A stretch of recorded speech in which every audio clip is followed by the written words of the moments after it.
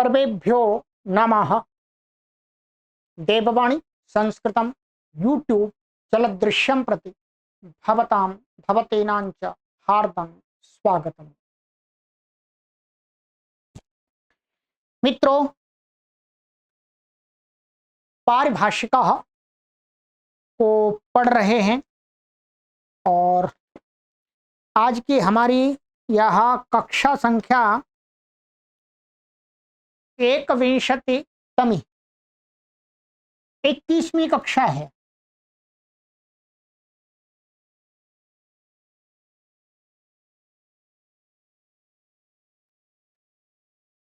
ठीक है, सबसे पहले मैं आपसे क्षमा चाहूंगा और निवेदन करूंगा कि जो हमारी पिछली कक्षा थी 20वीं नंबर की, उसमें मुझे कुछ और पढ़ाना अधिक था, परंतु मैं पढ़ा नहीं पाया। इसलिए क्योंकि मैंने आपको बता दिया था कि इन्वर्टर बोल गया था, अर्थात इन्वर्टर समाप्ति का इंडिकेटर दे दिया था कि मैं समाप्त होने जा रहा हूं। और ये जो बोर्ड है ये बड़े इन्वर्टर पर चलता है, छोटे इन्वर्टर पर नहीं चलता है। तो थोड़ी देर और मैं पढ़ाता आपको तो ये बोर्ड अपने आप बंद हो जाता, ये सारा सिस्टम बंद हो जाता, क्योंकि लाइट आ नहीं रही थी। इसलिए जहां से मैंने आपको छोड़ा था उससे पीछे से ही थोड़ा और पढ़ाऊंगा।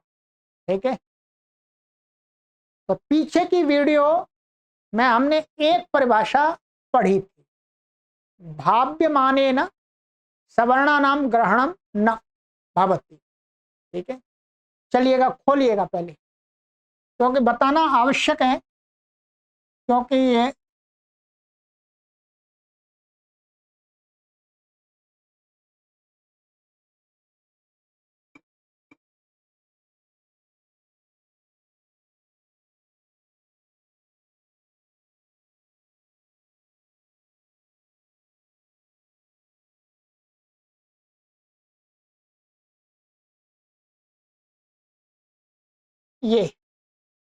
ठीक है, भाव्यमानेन सवर्णानाम ग्रहणम न भवति, अर्थात नहीं होता। ये आपने पढ़ा होगा, मैंने पूरी परिभाषा आपको बाकायदा समझा दी थी, इसमें कोई समझाने के लिए नहीं बचा था, ध्यान रखेंगे। ये पूरा मैंने आपको ज्ञापक भी समझा दिया था। ठीक है, और ज्ञापक आपको तभी समझ में आएगा जब आपने पहले कुछ अष्टाध्यायी भाष्य आदि पढ़ा हुआ है। अब मैं आपको एक बात बता रहा था कि ये बता रहा था मैं कि आपको जो ये प्रत्यय शब्द है इसकी चर्चा हमारी चल रही थी। ये प्रत्यय एक तो अनुदित सवर्ण से चा प्रत्यय में पढ़ा हुआ है। ठीक है, इस वाले सूत्र में पढ़ा हुआ है। ये अनुदित सवर्ण से चा प्रत्यय माने ये प्रत्यय पढ़ा हुआ है। और एक हमारा तीसरे अध्याय के प्रथम पाद का प्रथम सूत्र है प्रत्यय। ठीक है, आप व्याकरण जब पढ़ लेते हैं तो आप एक ही शब्द के व्युत्पत्ति भेद के द्वारा कई अर्थ कर सकते हैं। क्या है? कई अर्थ आप उस शब्द के निकाल सकते हैं। और ये मुख्य रूप से हमने आपको तीसरे अध्याय के तीसरे पाद में पढ़ाया भी था, समझाते भी गए थे कि वहां पर एक ही शब्द के, वो एक ही शब्द का अर्थ कर्म रूप में भी निकल रहा था, करण रूप में भी निकल रहा था, संप्रदान रूप में भी निकल रहा था, अपादान रूप में भी निकल रहा था, अधिकरण रूप में भी निकल रहा था।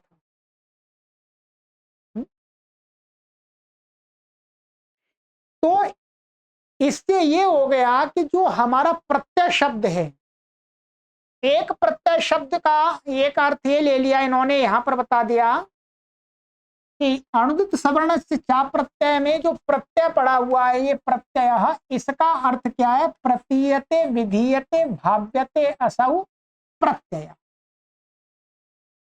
ये प्रत्यय प्रतिपूर्वक इण धातु से कर्म में अच किया है।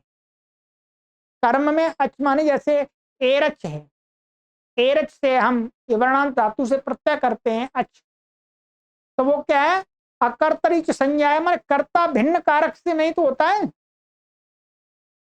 तो कर्म में भी होता है, वो करण में भी होता है, ध्यान रखेंगे। ठीक है, तो यहां पर इस प्रत्यय शब्द में इन्होंने प्रति, ये क्या है? प्रतिपूर्वक इण धातु से अच प्रत्यय करके एरच से, और इसको गुण हो जाएगा ए, और इसको एचो यवा यावा से अय आदेश होकर के, और फिर इको एणची लगा करके प्रत्यय ऐसा बन गया, और जोड़ देंगे तो प्रत्यय बन गया ये। अब इस प्रत्यय शब्द का अर्थ आपको पिछली कक्षा में खूब मैंने समझाने का प्रयास किया कि विधीयमान माने कोई भी जो कार्य विधान किया जा रहा है, जिस कार्य का वो कार्य प्रत्यय भी माने वो प्रत्यय अर्थात जो अष्टाध्यायी का प्रत्यय भी हो सकता है, आगम भी हो सकता है, आदेश भी हो सकता है किसी के स्थान में, वो सब कुछ क्या कहलाता है? प्रत्यय कहलाता है। जब ये वाला अर्थ लेंगे तब, और ये वाला अर्थ हमने कहा लिया? अणुदित सवर्ण से चा प्रत्यय। ठीक है, इसका अर्थ ये स्पष्ट हो गया कि यहां पर ये कह दिया था न तो रूढ़ कृतंच सज्जापयति, यह यौगिको अयम प्रत्यय शब्द, ये यौगिक है न कि रूढ़। यहां पर वस्तुतः ये रूढ़ कह करके उसको बताना चाह रहे हैं, किसको? प्रत्यय परश्च वाले प्रत्यय को। क्योंकि व्याकरण में जैसे ही हम प्रत्यय बोलते हैं तो क्या समझ में आता है? तीसरे अध्याय के आरंभ से लेकर के पांचवें अध्याय के आरंभ तक जो धातु और प्रातिपदिकों से जो विधान किया है उनको प्रत्यय कहा है, तो वो रूढ़ मान लिया एक तरह से। उस दृष्टि से उन्होंने उस प्रत्यय को रूढ़ माना। यहां पर परंतु परंतु उस प्रत्यय को भी महर्षि पतंजलि ने अपने भाष्य में क्या माना है? यौगिक माना। क्या? यौगिक माने योग रूढ़ माना है, ऐसा कह सकते। क्या माना है? रूढ़ और योग रूढ़, अर्थात उस प्रत्यय शब्द में भी प्रकृति और प्रत्यय का जो अर्थ है उसी को प्रत्यय कहा है। ये तो समझ में आ गया आपको? इसका मतलब ये स्पष्ट हो गया कि अणुदित सवर्ण से चा प्रत्यय में वो तीसरे अध्याय वाला प्रत्यय नहीं लिया। यहां तो प्रत्यय शब्द का अर्थ है विधीयमान कार्य, कोई भी हो। अब उस प्रत्यय की जो तीसरे अध्याय में जो प्रत्यय शब्द आया, प्रत्यय, ये इसका जो अर्थ किया है, माने इसका इसका इस प्रत्यय शब्द की वहां व्युत्पत्ति की है, प्रत्ययंती ये न अर्थम स प्रत्यय। क्या ध्यान रखिएगा, इसका अर्थ किया है इन्होंने प्रतियंती, नहीं, हाँ ठीक है,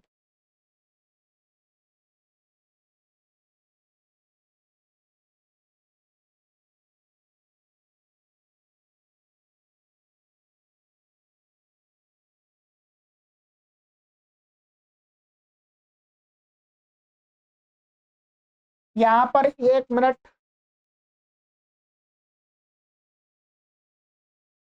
ये है प्रतियंती येन अर्थम सह प्रत्यय। अर्थात जिसके द्वारा, क्या है, जिसके द्वारा शब्द अर्थ की प्रतीति कराते हैं। शब्द या ऐसा कह सकते हैं धातु अथवा प्रातिपदिक, जिसके द्वारा अर्थ की प्रतीति कराते हैं। प्रत्ययंती येन अर्थम सह प्रत्यय। तो यहां पर जो प्रत्यय शब्द में अच प्रत्यय है वो किसमें है? कर्ण में है, येन लगाया है। प्रत्ययंती येन अर्थम माने जिसके द्वारा अर्थ की प्रतीति कराते हैं। इसमें प्रत्ययंती का जो कर्ता है वो वास्तव में धातु और प्रातिपदिक भी हो सकते हैं अथवा वैयाकरण भी हो सकते हैं। ऐसा क्या, धातु अथवा प्रातिपदिकों से ही तो प्रत्यय होता है। तो वो अर्थ माने अपने अर्थ को, धातु अथवा प्रातिपदिक अपने अर्थ को जिसके द्वारा प्रकट करते हैं, क्योंकि बिना धातु से कोई प्रत्यय लाए हुए कुछ अर्थ नहीं होता। तो यहां पर क्या है, ये जो तीसरे अध्याय का है इसको कर्ण में माना है। क्या है? कर्ण में। ये महाभाष्यकार ने कर्ण में माना है, अभी नीचे टिप्पणी लिखी है वहां। तो ये वाला जो प्रत्यय है ये क्या है, उन तीसरे चौथे और पांचवें अध्याय में जो पढ़े हुए प्रत्यय उनके लिए ये रूढ़ भी है और साथ में यौगिक भी है, अर्थात इसमें ये अर्थ भी निकलता है। इसमें प्रत्यय में प्रति ई और अच प्रत्यय है, उसका अर्थ भी निकलता है।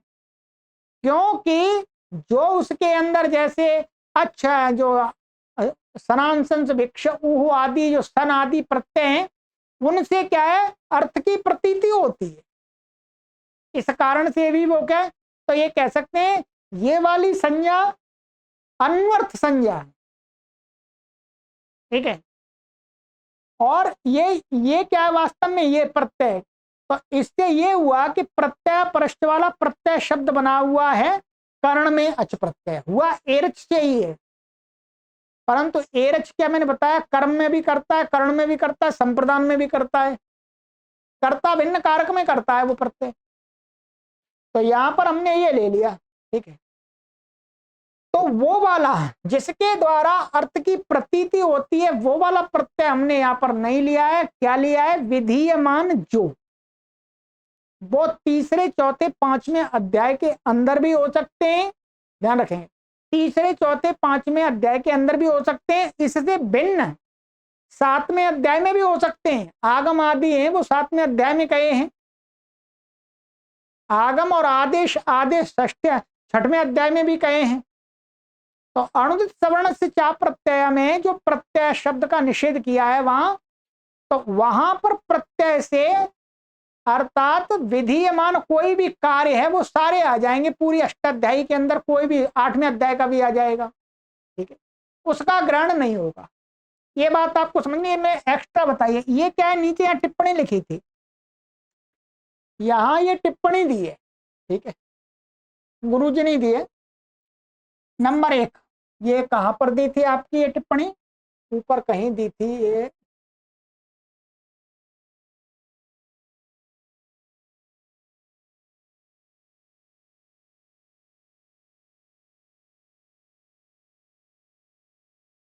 ये दूसरे नंबर की टिप्पणी यहां पर है 2, और इसके पहले 1 नंबर ये है। ठीक है, प्रत्ययो न भविष्यति। ठीक है, इससे वहां संबंध लगेगा।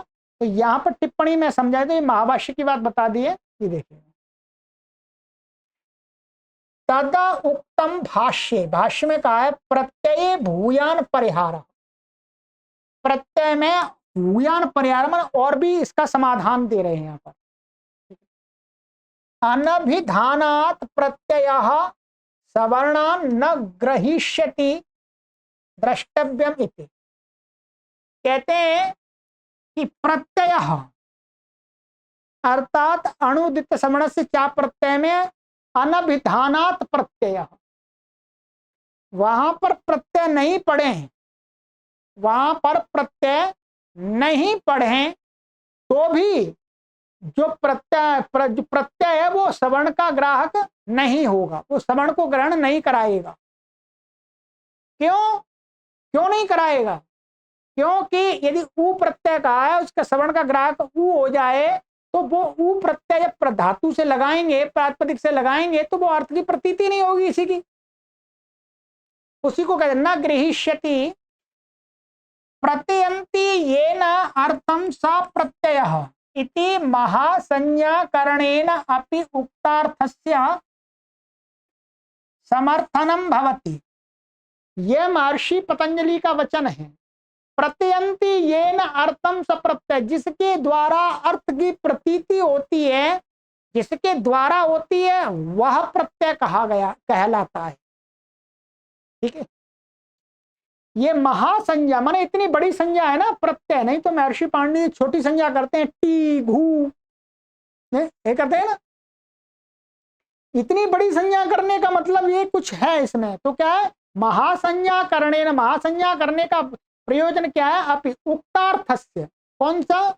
ये जो गुरुजी ने इसमें बताया था, ये अणुदित सवर्ण से चा प्रत्यय में अप्रत्यय प्रत्यय का निषेध नहीं करेंगे, प्रत्यय अप्रत्यय नहीं पढ़ेंगे तो भी प्रत्यय अपने सवर्ण का ग्रहण नहीं करा सकता। क्यों? क्योंकि ये तो आपका ये जो प्रत्यय शब्द है ये यौगिक ले लिया इन्होंने यहाँ पर, यानी योग रूढ़ ले लिया। ये प्रत्यय जिसके द्वारा अर्थ की प्रतीति है वो प्रत्यय कहलाता है। अब सनांसन से भिक्ष ऊ करेंगे और ऊ अपने सवर्ण का ग्रहण ऊ करा दे और ऊ करने लगे तो ऊ लगा करके धातु से किसी अर्थ की प्रतीति नहीं होगी, तो प्रत्यय है ही नहीं। तो इसलिए न ही प्रत्यय सवर्णेन अर्थ प्रत्ययो अर्थबोधा भवति, क्योंकि प्रत्यय के सवर्ण वर्ण के द्वारा ग्रहण से किसी अर्थ की प्रतीति होती ही नहीं है, इसलिए अपने आप ही नहीं होगा। यही बात यहाँ पर ये गुरुजी ने बताई थी। क्या बताई थी? ये यहाँ पर मैं फिर दोबारा पढ़ रहा हूँ। ये कहा था कि सनांसन भिक्ष उहु इत्यादौ उ इति एवं आदय प्रत्यय स्व सवर्णस्य दीर्घादेर ग्राहका मां भुवन इति कोई ऐसा कहता है तो कहते हैं नहीं, परंतु स्त्री प्रत्ययम वर्जम अन्येन दीर्घेण प्रत्ययन यावता कस्यचिद अर्थस्य प्रतीतिरेव न जायते। किसी दीर्घ दूसरे प्रत्यय लगाने से अर्थ की प्रतीति नहीं होती है। तदा स्वतः एव दीर्घा प्रत्ययो न भविष्यति किम अप्रत्ययः इति प्रतिषेधेन। तो इसी बात का समर्थन क्या है? ये महर्षि पतंजलि के इस वचन से मिलता है कि प्रत्यय, ये तीसरे अध्याय में जो महासंज्ञा की है, बड़ी इतना बड़ी संज्ञा की है प्रत्यय, इतने वर्ण माने 1 2 3 माना कितना 2 मात्रा और या फिर 3 मात्रा 4 और 5 6 मात्रा का शब्द है, षण्मात्रिक शब्द है। तो इसका मतलब हुआ कि महर्षि पाणिनि देख रहे हैं कि जो प्रत्यय प्रत्यय जो अवर्ण माने अण प्रत्याहार के अंतर्गत आने वाले जो वर्ण वाला यदि कोई प्रत्यय है तो वो अपने सवर्ण का ग्राहक करा ही नहीं सकता। तो फिर निषेध करने का क्या लाभ? तो निषेध करने का लाभ यही है कि यहाँ पर अणुदित सवर्ण से चा प्रत्यय में जो प्रत्यय का निषेध किया है वो ये वाला प्रत्यय नहीं है, वो तो दूसरा प्रत्यय आया, वो कर्म में अच प्रत्यय करके आया है। ये क्या कर्ण में आया? मैं बार बार इसलिए बोल रहा हूं कि आपको समझ में आए, ये थोड़ा सूक्ष्म विषय है। दूसरा यहां पर ये टिप्पणी दी थी, यद्वा अण सवर्णस्य ग्राहको भवति विधीयमानस्तु न एवमपि वक्तुं शक्यते अस्मिन् पक्षे अप्रत्यय इति प्रसज्य प्रतिषेध। ये बात इन्होंने कहां पर कही थी गुरुजी ने? ये यहां पर कही थी। क्या? ये यहां कही थी कि अणुदित सवर्ण से चा प्रत्यय में जो अप्रत्यय है, अप्रत्यय का हमने यहां पर ये लिया था अविधीयमाना अण सवर्ण से ग्राहका इति, माने जो विधीयमान नहीं है वो अण सवर्ण का ग्राहक होता है, सवर्ण का ग्राहक होता है। ध्यान रखें। ये क्या है? इस सवर्ण का ग्राहक माने ये क्या कर दिया, परिदास प्रतिषेध किया इसमें कि अविधीयमान, जो अविधीयमान अण है वो सवर्ण का ग्राहक होता है। दो प्रकार का प्रतिषेध होता है, माने न के नहीं के द्वारा प्रसज्य प्रतिषेध और परिदास प्रतिषेध। तो यहां पर ये जो दिखाया है अविधीयमान, तो ये जो निषेध करके दिखाया है ये क्या, परिदास, अर्थात उस विधीयमान के प्रति तो उदास है, कुछ नहीं कहा जा रहा। बस अविधीयमान जो अण है वो सवर्ण का ग्राहक होता है। इससे अर्थ यही निकल के आता है कि जो विधीयमान है वो नहीं होता है। कह रहे हैं यदि हम इसी वाक्य को प्रसज्य प्रतिषेध के द्वारा कहें, माने अप्रत्यय में जो नहीं का जो अ है उसको हम प्रसज्य प्रतिषेध लगा करके करें, क्रिया के साथ लगाएं, नहीं करना का संबंध, तो क्या होगा फिर, तो हम ऐसे नहीं कहेंगे, फिर इसको ऐसे कहेंगे कि अण सवर्ण से ग्राहको भवति, जो अण वर्ण है वो सवर्ण के ग्राहक होते हैं, विधीयमानस्तु न भवति। अब ये नहीं का क्या है, क्रिया के साथ संबंध होता है। क्या होता है, प्रसज्य प्रतिषेध में नहीं का संबंध क्रिया के साथ होता है, मैं क्रिया का निषेध करता है वो। तो विधीयमानस्तु न, अर्थात विधीयमान वर्ण जो अण है उसका ग्रहण सवर्ण वो सवर्ण का ग्राहक नहीं होता है। एवं अपि वक्तुम शक्यते, इस प्रकार से भी कह सकते हैं, ये भी एक कहने का तरीका है, अर्थ वही निकलेगा। अस्मिन पक्षे, इस पक्ष में अप्रत्यय, इसमें प्रसज्य प्रतिषेधा, ये प्रसज्य प्रतिषेध माना जाए।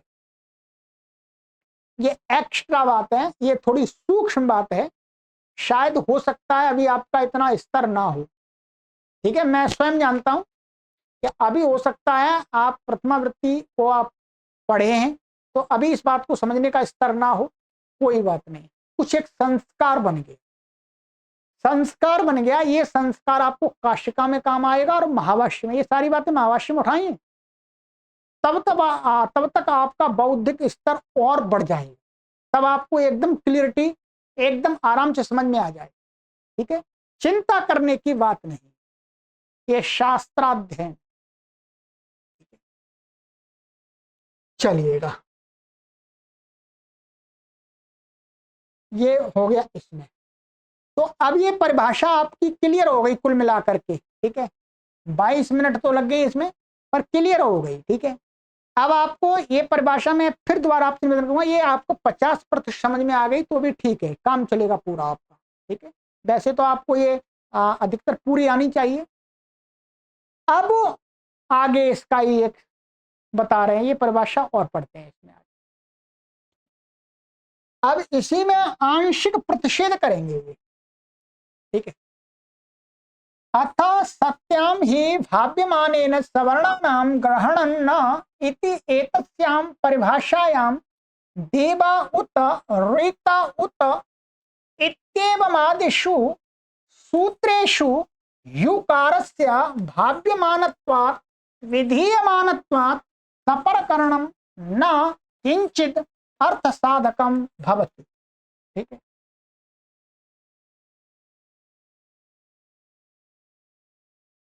क्या कहते हैं यहां पर गुरुजी उत्थान का बना रहे हैं इसकी, अथ माने अब इस प्रकार से क्या है, सत्याम ही भाव्यमानेन सवर्णानाम ग्रहणम न, इस परिभाषा के होने पर, एतस्याम परिभाषायाम, ये परिभाषा अब है हमारे पास में, तो क्या होगा, जैसे देव उत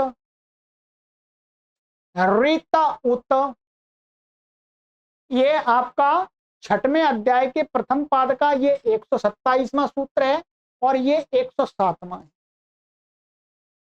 ये क्या करता है, दिव शब्द को उत आदेश करता है,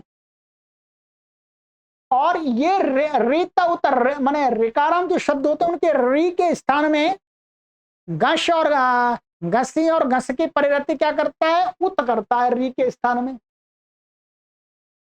उत माने ऊ करता है, ये ध्यान रखेंगे, ह्रस्व ऊ। इति एवं आदिशु, इसी प्रकार से और भी सूत्र हैं उनमें ये क्या हो गई, ये विधीयमान ही तो हो गई, विधि तो की जा रही है इनकी, तो विधीयमान है।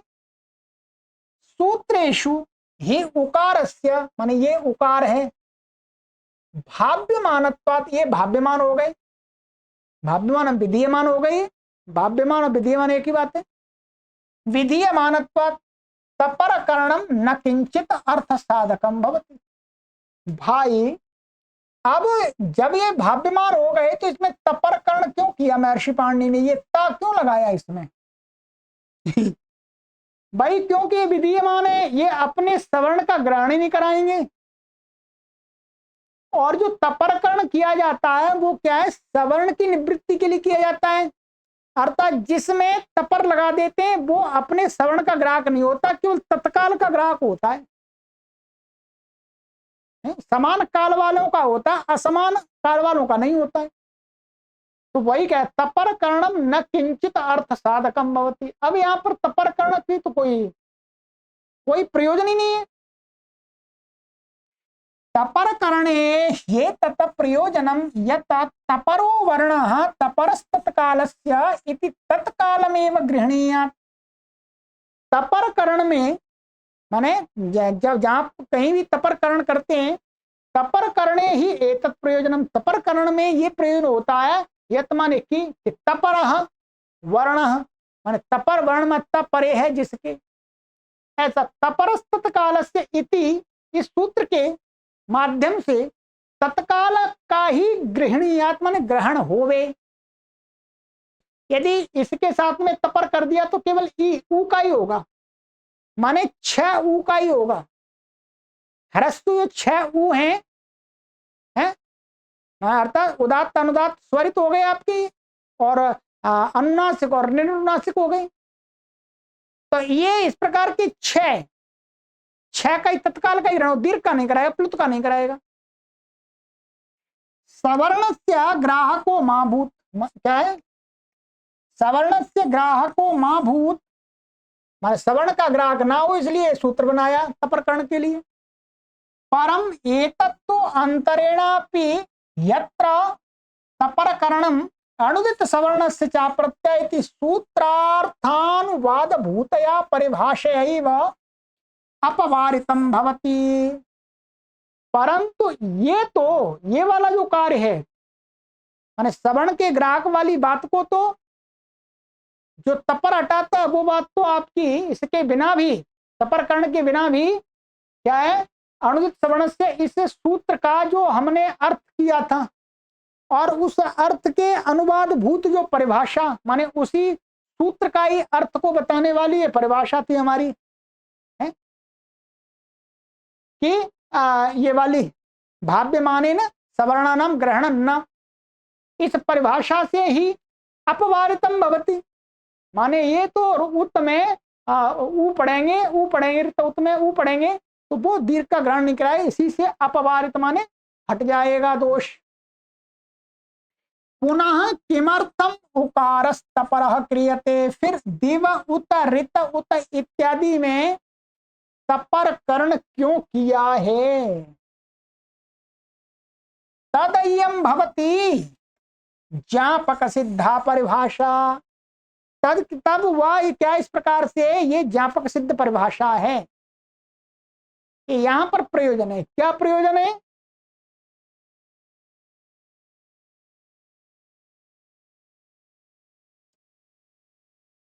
भवत्युकारेण भाव्यमानेन सवर्णानां ग्रहणम्। ठीक है, भवति उकारेण भाव्यमानेन, माने जो भाव्यमान यदि उकार है, माने उ वर्ण है यदि भाव्यमान, उ भी अण के अंतर्गत आ जाता है, तो अण के अंतर्गत आने वाला जो उ वर्ण है और वो विधीयमान है, भाव्यमान है, कहीं विधान किया जा रहा है, तो वो तो सवर्णों का ग्राहक होता है।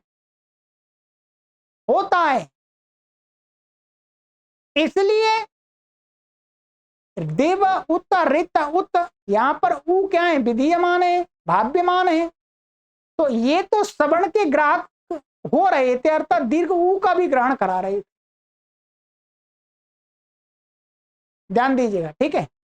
कहते हैं उकारेण तो भाव्यमानेनापि सवर्णानाम ग्रहणम भवति इत्यर्थः। उकार के द्वारा तो जो भाव्यमान उकार है उसके द्वारा तो सवर्ण का ग्रहण होता है, ये अर्थ है। तद अनेन उपर्युक्ते प्रसंगे रेता उता देवा उता इत्यादौ उकारस्य तपरकरणम सार्थकम भवति।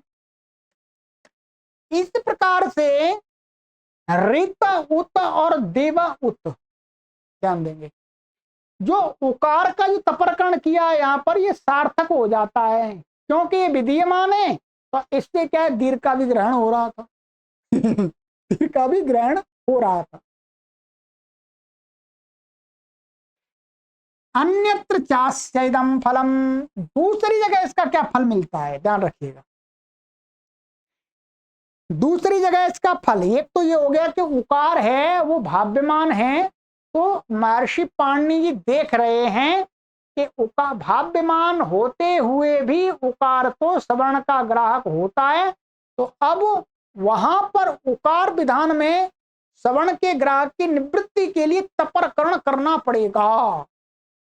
क्या है, तपरकरण करना पड़ेगा।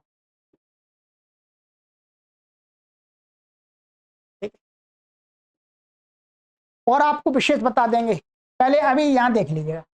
तो ये हो गया। अन्यत्र दूसरी जगह इसका क्या फल है, अदस शब्दात भ्याम प्रत्यय त्यदादि नामा इति अत्वे अतो गुणे इति च तस्य पर रूपे करने पर क्या हो जाएगा, अदस भ्याम और सकार को त्यदादि नामा से सकार को आ हो गया, अद अतो गुणे आदा भ्याम ऐसा हो गया। इति जाते सुपीच, सुपीच ने क्या कर दिया, इसको दीर्घ कर दिया। इति दीर्घत्वे आदाभ्याम ऐसा हो गया।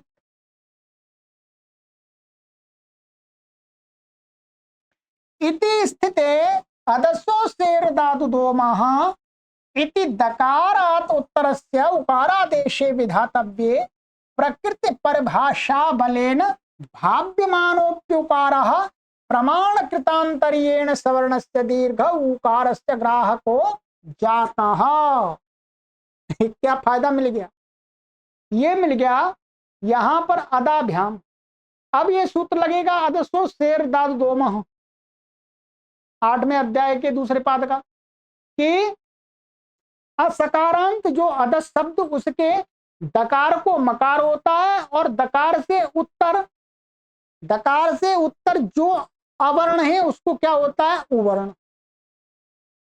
उवर्ण कहा यहां पर, ध्यान रखेंगे। क्या हुआ, ये उ ऐसा कह दिया यहां पर, अदसो उ, यहां तपरकरण नहीं किया, ध्यान रखेंगे। उ अर्थात आ के स्थान में ये आ हो गया, इसके स्थान में उ विधान कर रहे हैं।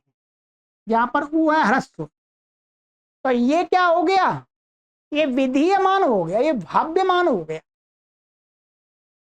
अब भाव्यमानेन सवर्णानाम ग्रहणम न, वो परिभाषा थी, उस परिभाषा से तो ये दीर्घ का ग्रहण नहीं करा रहा था। ध्यान करेंगे क्या, उस परिभाषा से यहां पर इस आ के स्थान में ये उ ह्रस्व जो उ है विधीयमान है, भाव्यमान है, तो सवर्ण का ग्रहण नहीं कराएगा। तो इसके स्थान में क्या है, छोटा उ माने ये आदु ऐसा बन जाता, अमु, गलत बन रहा था। तो वही कहते हैं दकारात उत्तरस्य उकारादेशे विधातव्ये प्रकृत परिभाषा बलेन, प्रकृत माने इससे, भवत्युकारेण भाव्यमानेन सवर्णानाम ग्रहणम, इससे भाव्यमानोपि उकारः, मन भाव्यमान होते हुए विधीयमान होते हुए भी उवर्ण तो प्रमाण कृतांतर्येण, अब यहां पर प्रमाण कृत देखेंगे, स्थानांतरतमा लगाएंगे तो इसकी दो मात्राएं आकी, तो अब इसके स्थान में प्रमाण कृत देखेंगे तो दो मात्रा वाला होना चाहिए। तो प्रमाण कृतांतर्येण सवर्ण से दीर्घ उकारस्य, माने सवर्ण इसका जो भाई दीर्घ उ है उसका ग्राहक को जाता ग्रहण करा लिया। एवं च अमुभ्याम इति रूपम सिद्धम, इस प्रकार से अमुभ्याम ये रूप सिद्ध हो गए। तो कुल मिलाकर के ये बात निकल करके आ गई दोनों परिभाषाओं से कि भाव्यमान जो जो होता है कार्य वर्ण अण के अंतर्गत आता है वो सवर्ण का ग्राहक नहीं होता है, परंतु यदि भाव्यमान उवर्ण है तो वो तो सवर्ण का ग्राहक होता है। बस ये सब कुछ बात निकल करके आई। ठीक है, ये हो गया। ठीक है, तो कहीं ये परिभाषा नहीं होती तो ये भी सिद्धि नहीं होती। क्या है, ये सिद्धि यहां पर नहीं बन पाती। ह्रस्व बनता अमुभ्याम, तो ये परिभाषा भी निकाली गई है। ये परिभाषा निकाली गई, इसका ज्ञापक क्या बना दिया, इसको ही बना दिया तपरकरण। पूर्व वाली परिभाषा महर्षि पाणिनि देख रहे थे कि भाव्यमान सवर्ण नाम ग्रहणम, ये परिभाषा उवर्ण के विषय में लगी नहीं रही, इसलिए तपरकरण करो यहां पर। तो एक तो तपरकरण का ये लाभ हो गया कि यहां पर दीर्घ का ग्रहण नहीं होगा, और दूसरा उसका प्रयोजन सिद्ध हो गया कि अन्यत्र उवर्ण यदि भाव्यमान होगा तो वो सवर्ण का ग्राहक हो जाएगा, जैसे वहां पर करा दिया। ठीक है, तो ये दो परिभाषाएं आपस में जुड़ी हुई थी। ठीक है, हो सकता है ये विषय थोड़ा सा कठिन हुआ है, परंतु आप वीडियो को 2 से 3 बार देख लीजिएगा, समय तो लगेगा। मैंने बताया पढ़ते समय मैंने इसको 3 बार पढ़ाया, अर्थात पहले पढ़ के जाता था, फिर गुरुजी पढ़ाते थे, फिर पढ़ाने के बाद स्वयं फिर पढ़ता था, जो भी मेरे सहपाठी थे उनके साथ में फिर चिंतन करते थे। फिर अगले दिन कोई शंका होती थी, जैसे मैं आपको इतना समझा के पढ़ा रहा हूं, इतना समझा करके ऑफलाइन नहीं पढ़ाते। ठीक है, ऑफलाइन में ये तो है कि आप पढ़ के आइएगा, आपके मन में शंका आ रही है तो पूछिएगा, पर वो सारी शंकाएं तो मैं आपको सारी समझा रहा हूं पहले ही। आपकी शंकाओं को मैं अपनी तरफ से उठा करके समझा रहा हूं, ये भी ध्यान रखिए। तो आपको भी 1-2 बार तो वीडियो सुननी पड़ेगी, जो कठिन परिभाषाएं हैं जिनमें सूक्ष्म सिद्धांत वर्णित हैं, उनको 2 से 3 बार आपको देखना पड़ेगा। ठीक है, फिर आपके ऊपर है। बाकी यदि आप बहुत बुद्धिमान हैं, आपकी बुद्धि का IQ बहुत अच्छा है, तो आप एक बार में भी समझ सकते हैं। ठीक है, परंतु हमारे जैसे मध्यम IQ वाले, मध्यम बुद्धि वाले के लिए पहले 2-3 बार इस पर अच्छी प्रकार से ध्यान देकर के पढ़ना पड़ता है। ठीक है, संसार में मध्यम बुद्धि के लोगों की संख्या अधिक होती है। हाँ, माने हाई लेवल की बुद्धि कम लोगों के पास होती है, और मंद बुद्धि भी कम लोगों के पास में होती है। मध्यम बुद्धि के लोग अधिक हुआ करते, तो मध्यम बुद्धि में हम भी आते हैं, और आप में से अधिकतर आते होंगे कुछ को छोड़ करके, कुछ ऐसे भी होंगे हाई IQ की श्रेणी में आते होंगे। ठीक है, चलिएगा, तो सबके लिए हम पढ़ा रहे हैं। अगली परिभाषा हमारी ये है, वर्णाश्रय नास्ति प्रत्यय लक्षण। महत्वपूर्ण परिभाषाएं चल रही हैं।